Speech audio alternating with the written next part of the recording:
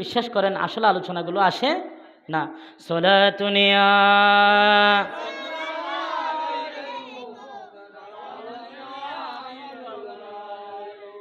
দালাইলুল খায়রাত কিতাবের নাম। আল্লামা সুলাইমান জাজুলি রহমতুল্লাহি আলাই, তিনি অনেক বড় মাপের একজন আল্লাহর ওলি ছিলেন। অনেক বড় মাপের একজন কি ছিলেন? আল্লাহর ওলি ছিলেন সুলাইমান জাজুলি। তিনি একবার ভ্রমণে ছিলেন, তার কিছু শারিকদেরকে নিয়ে, তার ছাত্রদেরকে নিয়ে তিনি একবার ভ্রমণে ছিলেন। ভ্রমণটা ছিল মরক্কোর, আফ্রিকা মহাদেশের মরক্কো হয়ে তিনি ফাস শহরের মধ্যে পৌঁছেছিলেন। ওই শহরের মধ্যে পৌঁছে তিনি দেখতে পেলেন যে মরুভূমির মধ্যে তিনি পানি পান নাই, কোথাও পানি নাই। পানি খুঁজতে খুঁজতে এখানে জোহরের ওয়াক্ত চলে যাচ্ছে। আবার সুলাইমান জাজুলি রহমতুল্লাহি আলাই পানির তৃষ্ণায় কাতর হয়ে গেছে। ওনার শারিকদেরকে নিয়ে উনি অনেক পানির তালাশ করলেন, কিন্তু পানি পাচ্ছেন না। ঘুরতে ঘুরতে ঘুরতে ঘুরতে এক সময় তিনি একটি পানির কূপ পেলেন। সুবহানাল্লাহ বলেন না। হযরতে সুলাইমান জাজুলি রহমতুল্লাহি আলাই আফ্রিকার ফাস শহরের মধ্যে একবার যখন ভ্রমণের মধ্যে ছিলেন, সফরের মধ্যে ছিলেন, ওই সময় ওনার কিছু শারিক ছিল। উনি যখন ভ্রমণের মধ্যে ছিলেন, মরুভূমির মধ্যে ঘুরতে ঘুরতে এমন একটা সময় চলে আসলো জোহরের ওয়াক্ত চলে যাবে, কিন্তু পানির কোনো খোঁজ পান না, পানি পাচ্ছিলেন না। তিনি ওযু করতে পারছিলেন না, পিপাসায় কাতর, পানি পান করতে পারছিলেন না। ওই সময় তিনি ঘুরতে ঘুরতে খুঁজতে খুঁজতে খুঁজতে খুঁজতে এমন একটা সময় আসলো হযরতে সুলাইমান জাজুলির সামনে একটা কূপ তিনি পেলেন, কুয়া। কূপের মধ্যে তিনি গেলেন, দেখলেন পানি একদম নিচে, পানি নেওয়ার জন্য কোনো বালতি নাই, কোনো রশি নাই। এখন কিভাবে পানি নেবেন? হযরতে সুলাইমান জাজুলি পানি পেলেন, কিন্তু পানি নেওয়ার মতো কোনো কিছু, আরো জোরে বলুন না, আসেনি। হযরতে সুলাইমান জাজুলি রহমতুল্লাহি আলাই ওই যুগের সর্বশ্রেষ্ঠ একজন আলেম, বুজুর্গ মানুষ। এত বড় আলেম হয়েও তিনি পানি নিতে পারছেন না, একটা রশিও নাই, বালতিও নাই, সফরের মধ্যে ছিলেন। ওই সময় তিনি চিন্তা করতে লাগলেন, পানি না পেলে তো জীবনও চলে যাবে, নামাজও পড়তে পারবো না, ওয়াক্ত চলে যাবে। ওই সময় তিনি ঘুরতে ঘুরতে আশেপাশে কোনো বাড়ি আছে না দেখতেছেন। একটা বাড়ি তিনি দেখতে পেলেন, ওই বাড়ির কাছে গেলেন। একটা ছোট্ট মেয়ে বের হয়েছে, ছোট্ট বালিকা, 8 থেকে 10-12 বছর হবে। ওই বালিকা যখন বের হলেন, হযরতে সুলাইমান জাজুলিকে ডাক দিলেন। হযরতে সুলাইমান জাজুলি আল্লাহর ওলি ওই মেয়েটাকে বললেন, মারে এইখানে কোথাও কি বালতি আসেনি, রশি আসেনি? মেয়েটা বললেন, কি জন্য? হযরতে সুলাইমান জাজুলি বললেন, মারে আমার বেশি তৃষ্ণার্ত, আমি তৃষ্ণা সহ্য করতে পারছি না, পানির পিপাসায় হয়তো মরে যাব এমন অবস্থা, আবার নামাজের ওয়াক্তও চলে যায়, কিভাবে পানি তুলব? ওই মেয়ে বললেন, হুজুর আপনি আমার সাথে আসেন, আমি আপনাকে পানি তুলে দিচ্ছি। আরে জোরে বলুন না সুবহানাল্লাহ। এই মেয়ের কথা শুনে হযরতে আল্লাহর ওলি সুলাইমান জাজুলি অবাক হয়ে গেলেন। কিভাবে পানি তুলবে মা? হুজুর আপনি আমার সাথে আসেন, আমি পানি তুলে দেব। এই বলে ওই ছোট্ট বালিকা হযরতে সুলাইমান জাজুলিকে নিয়ে ওই পানির কাছে চলে আসলেন। পানির কাছে এসে দেরি করে নাই, সাথে সাথে ওই মেয়ে ছোট্ট বালিকা পানির মধ্যে থুতু নিক্ষেপ করলেন। বিশ্বাস করেন ও বোয়ালখালীর ভাইয়েরা, ওই মেয়ে পানির মধ্যে থুতু নিক্ষেপ করলেন, স্যাপ নিক্ষেপ করলেন। নিক্ষেপ করতে দেরি, পানি নিচ থেকে কূপের পারে উঠতে দেরি হয় না। আরে জোরে বলুন না সুবহানাল্লাহ। হযরতে সুলাইমান জাজুলি আল্লাহর ওলি, এত বড় বুজুর্গ মানুষ, পানি তুলতে পারে না। ওই মেয়ের কাণ্ড দেখে তিনি অবাক হয়ে গেলেন, চোখ বড় হয়ে গেল, তিনি অবাক হয়ে গেলেন। এমন কি তাজ্জব ব্যাপার, এই মেয়ের মধ্যে এমন কি পাওয়ার আছে, এই মেয়ের মধ্যে এমন কি পাওয়ার আছে, এমন কি স্পিরিচুয়াল পাওয়ার আছে, এমন কি কোয়ালিটি আছে, এমন কি কোয়ান্টিটি আছে, আমি তো বুঝতে পারি নাই। কিন্তু আগে তো জীবন বাঁচাতে হবে, আগে পানি পান করি, আগে নামাজ আদায় করি, পরে এই মেয়ে থেকে জানতে চাইব কি এমন আমল করেছে। উঁচু আওয়াজে বলি সুবহান। আগে কি করি? জান বাঁচাই, আগে পানি পান করি, তারপরে নামাজ আদায় করি, এরপরে জিজ্ঞেস করব এই মেয়ের মধ্যে এমন কি শক্তি আছে যে কারণে পানি ও স্যাপ নিক্ষেপ করলে, স্যাপ মারলে অথবা থুতু নিক্ষেপ করলে পানির নিচে থাকতে পারে না, উপরে উঠে আসে। সুবহানাল্লাহ বলবেন না? আচ্ছা, এটা কি কম কম পাওয়ার নাকি? এটা কম পাওয়ার? অনেক বেশি পাওয়ার না? আমাদের রাষ্ট্রের এমপি, মন্ত্রী, প্রধানমন্ত্রী সবাই যদি চেষ্টা করে কিয়ামত পর্যন্ত স্যাপ মারতেই থাকে, পানি কি ওরে উড়িব না বাজি? উড়িব না? না, ওই সময় হযরতে সুলাইমান জাজুলি রহমাতুল্লাহি আলাইহি নামাজ আদায় করলেন, পানি পান করলেন, পান করার পরে আস্তে আস্তে আস্তে ওই ঘরের মধ্যে চলে গেলেন। ওই ঘরের মধ্যে গিয়ে ডাক দিলেন, মারে ও মা তুমি কোথায়, একটু আসো, তোমার সাথে একটু কথা আছে। মা ডাকলেন। সুবহানাল্লাহ বলেন না? মেয়েদেরকে সবচাইতে বড় শব্দ যেটা দিয়ে ডাকা হয় এটা হচ্ছে মা। সুবহানাল্লাহ বলবেন না? কারণ ইসলাম মেয়েদেরকে সবচাইতে বেশি সম্মান দিয়েছে মা হিসেবে, নাকি না? সবচাইতে বেশি সম্মান দিয়েছে মা হিসেবে। কারণ আমার নবী বলেছেন, আসমানের মধ্যে, আসমানের উপর জান্নাত ছিল। জান্নাত কোথায় ছিল? ও মহিলারা, তোমাদের তো আয়ামে জাহালিয়া যুগে সম্মান ছিল না, তোমাদেরকে যে যেভাবে পারতো বিয়ে করত, পণ্যের মতো বিক্রি করত, তোমাদেরকে কন্যা সন্তান হলে জীবিত কবর দিত। আমি নবী সেখান থেকে জান্নাতকে ধরে নিয়ে এসে তোমাদের পায়ের নিচে এনে দিয়েছি।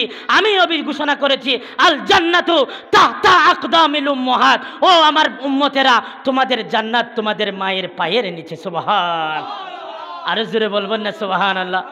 এবার হযরতে সুলাইমান জাজুলি ডাক দিয়ে বলেন, ও মা গো, আমি তোমাকে আল্লাহ এবং রাসূলের উসিলা দিয়ে বলছি, আল্লাহ রাসূলের দোহাই দিয়ে বলছি, মা তোমার মধ্যে এমন কি পাওয়ার আছে, তোমার মধ্যে এমন কি শক্তি আছে?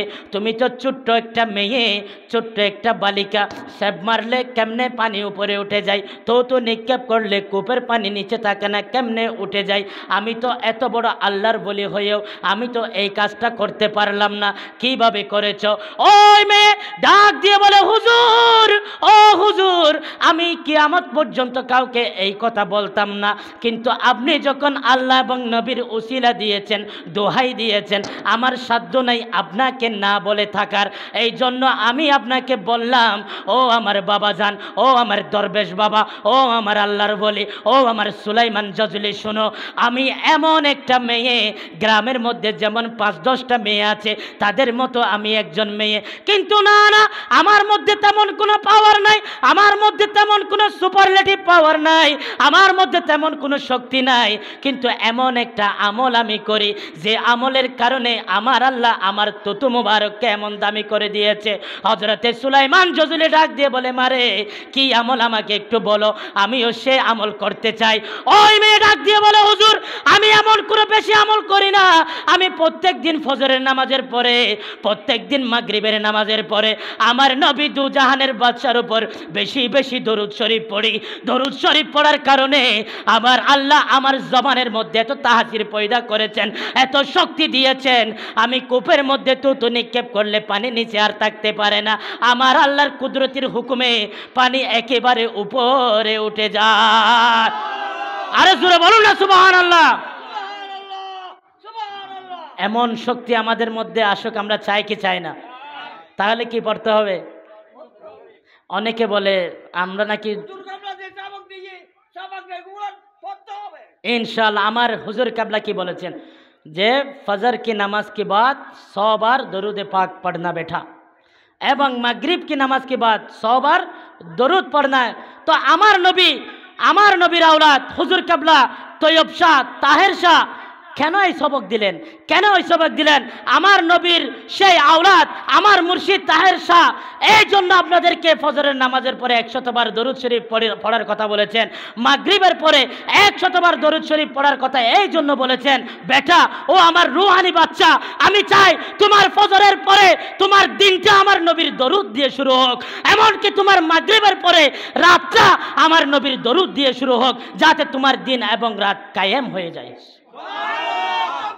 আল্লাহু আকবার, আল্লাহু আকবার।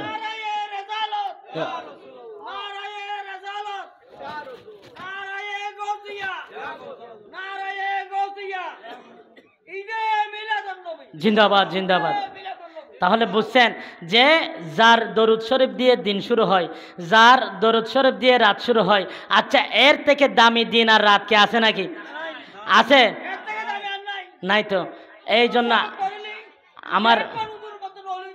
আমার মুর্শিদ এই জন্য সবক কিন্তু আদায় করতে হবে। সবক ঠিকঠাক আদায় করলে ইনশাল্লাহ আল্লাহ পাক আমাদেরকে রহম করবেন, অন্তত আমরা ওলি না হই ওলির দামান ধরতে পারবো। কথা বলেন ঠিক কিনা?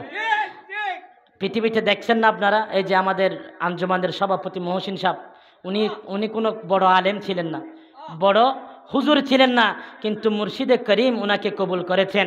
যে বড় বড় আলেম হুজুররা ইন্তেকাল করলে যে অবস্থা হয়, এর থেকেও লক্ষ লক্ষ মানুষের অবস্থা আরো বেশি হয়ে গেছে, জানা যায় যারা গিয়েছে তারা দেখতে পেয়েছে। কথা বলেন ঠিক কিনা? বিশ্বাস করেন গত রাতে মনে হয়েছে জামিয়াতে জুলুস আরেকটা হয়েছে। রাতে মনে হয়েছে জামিয়াতে আরেকটা জুলুস হয়েছে। আমি বলেছিলাম, আমার পাশে একটা হুজুর ভাই ছিল, বলছিলাম ভাই রে, যে হুজুর কাবলা মুর্শিদে করিম কবুল করলে কিসমত এভাবে খুলে যায় যে আজকে মহসিন সাহেবকে দেখেন যে মনে হচ্ছে আজকে রাতে আরেকটা জুলুস হয়ে গেছে। সুবহানাল্লাহ। যার কবর খনন করেছে আমার মুর্শিদ হুজুর কাবলা সাবির শাহ মদ্দা জিল্লুহুল আলী। কথা বলেন ঠিক কিনা?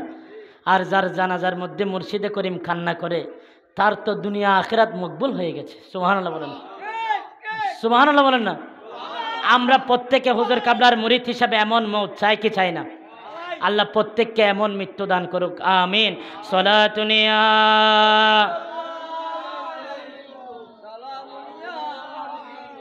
প্রিয় উপস্থিতি, এই মাস মিলাদুন্নবীর মাস।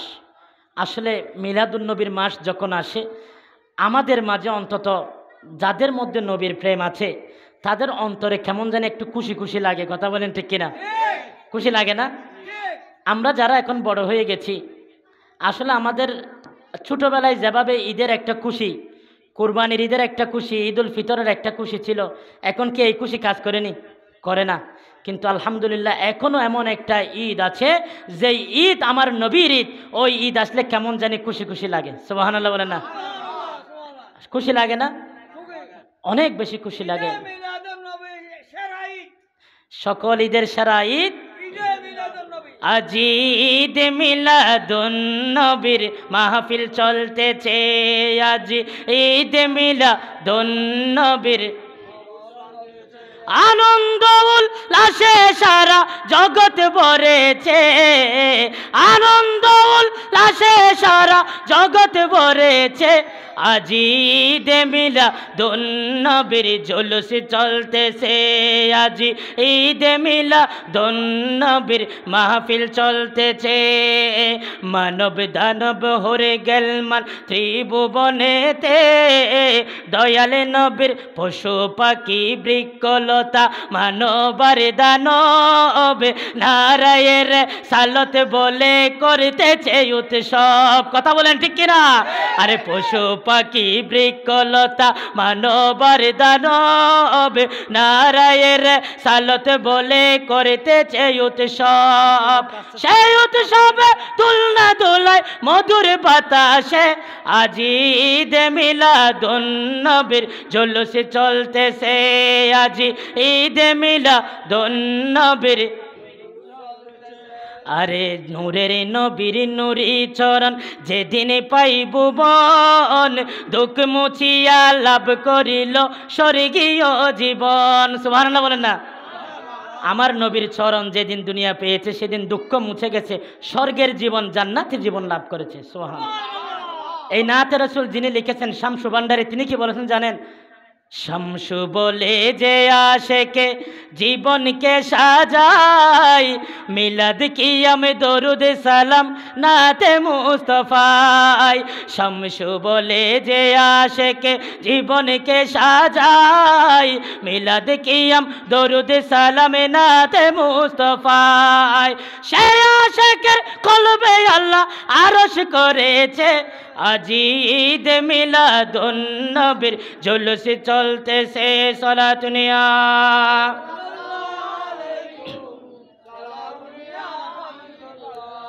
বলতে চেয়েছিলাম প্রিয় উপস্থিতি, আমরা অনেকে বলে সুন্নি হুজুররা নাকি আমলের ওয়াজ করে না।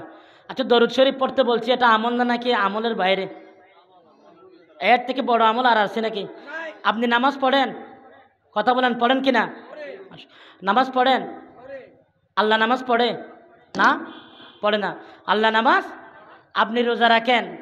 নারে তাকবীর, নারে রিসালাত, নারে গাউসিয়া। হজরতুল আল্লামা জনাব হজরতে মাওলানা রিজওয়াল ইসলাম আল কাদরি সাহেব। আপনি রোজা রাখেন? আল্লাহ কি রোজা রাখে নাকি? আচ্ছা, আপনি হজ করেন? আল্লাহ হজ করে? পৃথিবীতে যত ইবাদত আছে আমরা করি, আমাদের জন্য ফরজ, ওয়াজিব, সুন্নত, মুস্তাহাব, মুআক্কাদা সব, কিন্তু আমার আল্লাহ কোনো ইবাদত করে না। কিন্তু আমার আল্লাহ ডাক দিয়ে বলে, বান্দারে, পৃথিবীর জমিনে এমন একটা ইবাদত আছে যে ইবাদত তোমরা করো না, কিন্তু আমি আল্লাহ করি। যেটা আমি করি সেটা তোমাদেরকেও করতে বলেছি। আমি আমার ফেরেশতাদেরকে নিয়ে, আমি আমার ফেরেশতা কুলদেরকে নিয়ে আমি আমার হাবিবের উপর দরুদে পাক পেশ করি। সুবহান। এই দরুদ শরীফ পাঠ করলে লাভ আছে না নাই? আরো জোরে বলি, লাভ আছে না নাই? প্রিয় হাজিরিন, আসলে আপনাদের সামনে উপস্থিত হয়েছেন আমাদের তরুণ, উদীয়মান তরুণ বক্তা, বাংলাদেশে প্রত্যন্ত অঞ্চলে যিনি এখন মাহফিল করতেছেন, আমার বন্ধুবর রিজওয়ান আল ইসলাম আল কাদরি। আসলে আমি শেষ করে দিব এখন, কিছুক্ষণ 2-1 মিনিট কথা বলি। আসলে শেষ হয়ে গেছে টাইম, আমি বুঝতেই পারিনি, আমি আলোচনার দিকে যাইতেও পারিনি। দরুদ শরীফের 2-1টা কথা বলেছি, ইনশাল্লাহ আপনারা আমল করার চেষ্টা করবেন। বলতে চেয়েছিলাম, আসলে যখন আমরা মিলাদুন নবীর মাস আসে, আমার নবী যখন আসে, যে নবী যেদিন এসেছেন ওই দিন আমাদের খুশি খুশি লাগে। কথা বলেন ঠিক কিনা? খুশি লাগে না? কার কার খুশি লাগে হাত তুলতে দেখি। আমাদের প্রত্যেকের খুশি লাগে, কেমন জানি অন্তরের মধ্যে খুশি খুশি ভাব। কারণ এই দিন রহমতুল্লিল আলামিন নবী এসেছে। আল্লাহ বলেছেন, যারা আমার নবীকে পেয়ে খুশি উদযাপন করলো, তারা পৃথিবীতে যত আমল করেছে তার থেকে এই আমলটা তাদের জন্য সবচাইতে উত্তম হয়ে যাবে। সুবহানাল্লাহ বলেন। আমার নবী পৃথিবীতে এসেছেন, সবাই খুশি, সবাই খুশি। সংক্ষেপে কিছু কথা বলবো। নবীজি যখন পৃথিবীর জমিনে আসবেন, এখনো নবী আসে নাই, মা আমেনার পেটের মধ্যে এসেছে। পেট মুবারকের মধ্যে যখন মদিনাওয়ালা নবী আসলেন, মা আমেনা বলে, আমি একজন আগে যেভাবে 10টা 20টা 50টা মেয়ের মতো আমি ছিলাম, মহিলার মতো ছিলাম, কিন্তু আমার নবী দুজাহানের বাদশা নবী, আমার রহমতুল্লিল আলামিন যেই দিন থেকে আমার পেট মুবারকের মধ্যে এসেছে, বিশ্বাস করেন আমি আমেনার ভাগ্য পরিবর্তন হয়ে গেছে। ও মা আমেনা, কেমনে তোমার ভাগ্য পরিবর্তন হয়েছে? কেমনে তোমার কিসমত পরিবর্তন হয়েছে? আমেনা ডাক দিয়ে বলে, ও পৃথিবীর মানুষ শোনো শোনো, আমি আমেনা এমন একজন মহিলা, যেই দিন থেকে রহমতুল্লিল আলামিন আমার পেট মুবারকের মধ্যে চলে এসেছে, আমি রাস্তা দিয়ে হাঁটি, রাস্তার পাশের গাছগুলো যেন নত হয়ে আমি মা আমেনাকে সালাম দেয়। ও আমেনা, আর কি দেখেছো? মা আমেনা ডাক দিয়ে বলে, শুধু তাই নয়, আমি যখন রাস্তা দিয়ে হাঁটি, সূর্যের তাপ আগে আমার গায়ের মধ্যে লাগতো, আমার বেশি গরম লাগতো, আমার কপাল পুড়ে যেত, আমার মাথা গরম হয়ে যেত। কিন্তু দুনিয়ার মানুষ শুনো শুনো শুনো, যেই দিন থেকে আমার কলিজার টুকরা সন্তান আমার পেট মুবারকের মধ্যে চলে এসেছে, কেমন জানি অটোমেটিক্যালি আসমান থেকে মেঘমালা এসে আমি মা আমেনাকে ছায়া দান করে। শুধু তাই নয়, আমি যখন রাস্তা দিয়ে হাঁটি, আরবের মানুষ সমস্ত মহিলারা অবাক হয়ে যায়, আমেনা কি করেছে, কি করেছে? আমেনার মধ্যে এত খুশবু থেকে আসে, মেশক আম্বরের চাইতে হযরতে মা আমেনার রেহেম থেকে, শরীর মুবারক থেকে আরো বেশি খুশবু যেন ভু ভু করছে। উঁচু আওয়াজে বলি সুবহান। মা আমেনা বলে, শুধু তাই নয়, রহমতুল্লিল আলামিন যখন আমার পেট মুবারকের মধ্যে আসছে, আমি আগে পানির জন্য যেতাম কূপের মধ্যে, কূপ থেকে বালতি নিয়ে রশি নিয়ে আমি পানি নিতাম। বিশ্বাস করেন ও বোয়ালখালীর মানুষ, আমার নবী যেই দিন থেকে রহমতুল্লিল আলামিন মা আমেনার রেহেম মুবারকের মধ্যে চলে এসেছে, মা আমেনা ডাক দিয়ে বলে, সেই দিন থেকে পানির জন্য আমার বালতি নিক্ষেপ করতে হয় নাই। রহমতুল্লিল আলামিনের মা যেই দিন থেকে পানির জন্য কূপের মধ্যে গেছে, কূপ আপন আপন থেকে আপনা আপনি ভাবে রহমতুল্লিল আলামিনের মায়ের কষ্ট হবে, মদিনাওয়ালা নবীর মায়ের কষ্ট হবে। আমি কূপ কেমনে নিচে থাকি, এই জন্য অটোমেটিক্যালি আমি পানি পাড়ের উপরে এমনভাবে উপচে পড়ি যাতে মা আমেনা হাত দিলেই আমি কূপের পানি ধরতে পারে। উচ্চ আওয়াজে বলি সুবহান। আরে জোরে বলুন না সুবহানাল্লাহ। মা আমেনার সন্তান হজরতে নবী করিম সাল্লাল্লাহু আলাইহি ওয়াসাল্লাম দুনিয়ার জমিনে আসলেন। আরও লম্বা কাহিনী, সংক্ষেপে কিছুটা কথা বলে যাই। কুলের মধ্যে নিলেন। মা আমেনা দেখে, আহা এত সুন্দর ছেলে, পৃথিবীতে আমি এমন সুন্দর ছেলে আর দেখি নাই। সুবহানাল্লাহ বলেন না। এত সুন্দর ছেলে, আমি শেষ করে দিচ্ছি। হজরতে মা আমেনার এই কথা শুনে মা হালিমা আসলো যে আল্লাহ এত সুন্দর ছেলে, আমি তো মা হালিমা সাদিয়া, আমার গোত্রের মানুষটা শুধু কি করে, মানুষের ছেলেদেরকে পালন করে, মানুষের মেয়েদেরকে পালন করে, বড় বড় ব্যবসায়ীদের ছেলে মেয়ে পালন করা আমাদের কাজ। আমি কত ছেলে দেখেছি, কত সন্তান দেখেছি, আমি হালিমা অন্তত হাজার খানেক সন্তান দেখেছি, কিন্তু বিশ্বাস করেন এই যে মুহাম্মদুর রাসূলুল্লাহর মতো সুন্দর ছেলে আমি মা হালিমা কখনো দেখি নাই।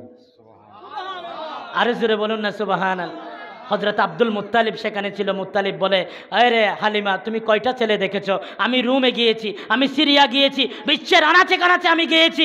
আর আব্দুল মুত্তালিব, আমি তো কাবা শরীফের খাদেম মুতাওয়াল্লি, সমস্ত ছেলেদেরকে আমার কাছে নিয়ে আসে, আমি দোয়া পড়ে ফু দিই, তাদেরকে আমি দোয়া করে দিই, আমার কাছে নিয়ে এসেছে। কিন্তু আমি হাজার হাজার অন্তত 10,000 সন্তান আমি দেখেছি, লক্ষ লক্ষ মানুষ আমি দেখেছি, কিন্তু মুহাম্মদের চাইতে সুন্দর আমি কোনো সন্তান দেখি নাই। এবার জিবরিল ডাক দিয়ে বলে, আব্দুল মুত্তালিব তুমি কয়জন মানুষ দেখেছো? আমি তো জিবরিল আলাইহিস সালাম, আমি তো শুধু মানুষ দেখি নাই, আমি বাবা আদম সফিউল্লাহ থেকে ঈসা রুহুল্লাহ পর্যন্ত সমস্ত নবীর কাছে আমি জিবরাইল গিয়েছি ওহী নিয়ে। কথা বলেন ঠিক কিনা? জিবরাইল ডাক দিয়ে বলে, আমি বাবা আদম সফিউল্লাহর কাছে গিয়েছি, হজরতে আদমকে আমি দেখেছি, হজরতে নূহ আলাইহিস সালামকে দেখেছি, যখন কিস্তির মধ্যে তিনি ছিল আমি তাকে দেখেছি, হজরতে ইয়াকুব নবীকে আমি দেখেছি, হজরতে ইউসুফ নবীকে কুফের মধ্যে দেখেছি, হজরতে ইউসুফ হজরতে ঈসা নবীকে আমি মায়ের কোলে কথা বলতে দেখেছি। না না, হজরতে ইসমাইলকে যখন জবাই করে দিচ্ছিল ইব্রাহিম ইসমাইল, এই বাপ বেটাকে আমি দেখেছি। শুধু তাই নয়, পৃথিবীর মধ্যে যত নবী এসেছে আমি সমস্ত নবীদেরকে আমি দেখেছি। কিন্তু বিশ্বাস করো আব্দুল মুত্তালিব রে, তুমি কয়জন মানুষ দেখেছ? খোদার খোদাইয়ের মধ্যে আমি জিবরিল যত মানুষ দেখেছি, এই মুহাম্মদুর রাসূলুল্লাহর চাইতে সুন্দর আমি কাউকে আর দেখি না। আর জোরে বলুন না সুবহানাল্লাহ। এই জন্য আবার আমার আল্লাহ ডাক দিয়ে বলে, জিবরাইল তুমি কয়জন মানুষ দেখেছ? নবীর চাইতে সুন্দর তুমি কেমনে দেখবা? কারণ আমি রব্বে করিম কুদরতির হাতে আমার নবীর চাইতে সুন্দর আর কাউকে সৃষ্টি করি নাই। আর জোরে বলুন না সুবহানাল্লাহ। এমন সুন্দর নবীর উম্মত হতে পেরে আমরা খুশি না বেজার? আরে জোরে বলি খুশি না বেজার? এইরকম নবী পেয়ে আমরা খুশি না বেজার? আবার হজরতে আব্দুল মুত্তালিবের নাতি আমার নবী কুলে নিয়ে মা আমেনা চিন্তা করে, আহা তার বাবা তো নাই, তাকে একটা খেলনাকে কিনে দিবে, তাকে একটা খেলনাকে কিনে দিবে, তাকে একটা প্লাস্টিকের ফুল কে কিনে দিবে যে দুলনায় বসে বসে খেলা করবে, এমন তো কেউ নাই। আমার আল্লাহ বলে, ও আমেনা তুমি কি মনে করেছো তো আমার নবীকে আমি এতিম করে পাঠিয়েছি? শুধু এটা মনে করো না, এতিম করে পাঠিয়েছি, নবীজিকে আমি ছেড়ে দেই নাই। নবী তো আমার কলিজার টুকরা নবী, আমার নবীকে বড় হতে দাও। আমার নবী মক্কার জমিন থেকে আঙ্গুলের ইশারা করবে, আমার নবী আঙ্গুলের ইশারা করবে, সাথে সাথে চাঁদকে আমি খেলনা বানিয়ে দিব, 2 টুকরা করে দিব। উঁচু আওয়াজে বলি সুবহান। আরে জোরে বলুন না সুবহানাল্লাহ। শুধু তাই নয়, আমার নবী জমিন থেকে পা তুলবে, ওই মদিনায় আর থাকবে না, মক্কার জমিনে আর থাকবে না, আমার নবীকে আরশ আজিম পর্যন্ত আমি নিয়ে আসব। আমার নবী দুনিয়ার জমিন থেকে হাত বাড়াবে, এই হাত দুনিয়ার জমিনে আমি রাখবো না, আমার নবীর হাত আমি জান্নাতে নিয়ে আসবো। এই জন্য শায়ের কত সুন্দর করে বলেন, চাঁদকে 2 টুকরো করে না গুলের ইশারায়, ইহুদি কাফের সবাই মুসলমান হয়ে যায়, ইহুদি কাফের সবাই মুসলমান হয়ে যায়। আরে শাফায়াতের কান্ডারি নবী মুস্তাফা, শাফায়াতের কান্ডারি নবী মুস্তাফা, মারহাবা মারহাবা মারহাবা মারহাবা জিন্দা নবী, মারহাবা মারহাবা মারহাবা দয়াল নবী, মারহাবা সালাতুনিয়া।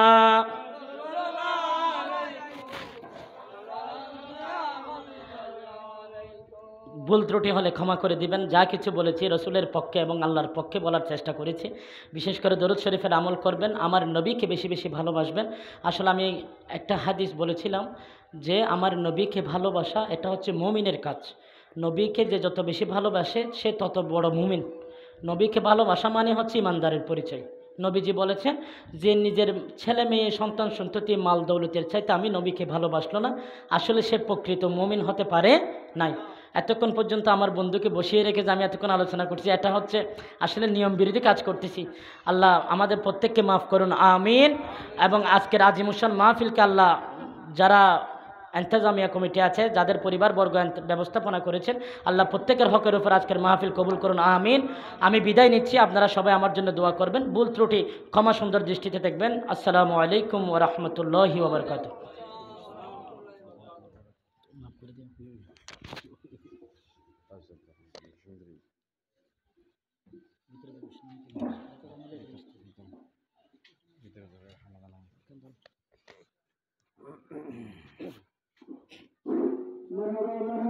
আসসালামু আলাইকুম। ইতিমধ্যে কোরআন হাদিস থেকে প্রশ্ন করেছেন হযরত মাওলানা আলমগীর আশিক কাদরী খতিব আবু বকর সিদ্দিক মাইশা কারগারে। ইতিমধ্যে আমাদের আজিমুস্তান মিলাদ মাহফিলে উপস্থিত হয়েছেন প্রধান বক্তা উত্তম তরুণ বক্তা হযরত মাওলানা মোহাম্মদ পশ্চিম হলদিপ মানব সুলতান সদর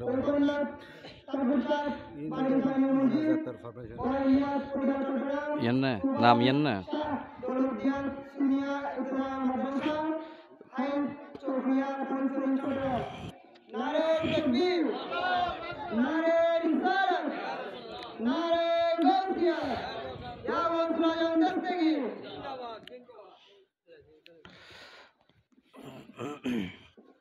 নাম কানা এর নাম হয়তো